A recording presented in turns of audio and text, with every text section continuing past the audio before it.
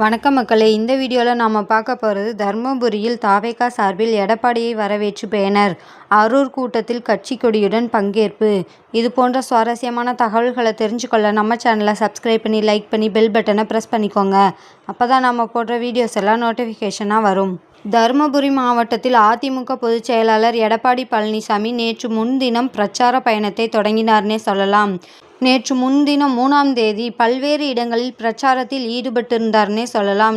நேற்று முன்தினம் இரவு அரூரில் நடைபெற்ற பிரச்சாரத்தின் போது நடிகர் விஜய் கட்சியை சேர்ந்தவர்கள் தங்கள் கட்சி கொடியுடன் கலந்து கொண்டார்கள்.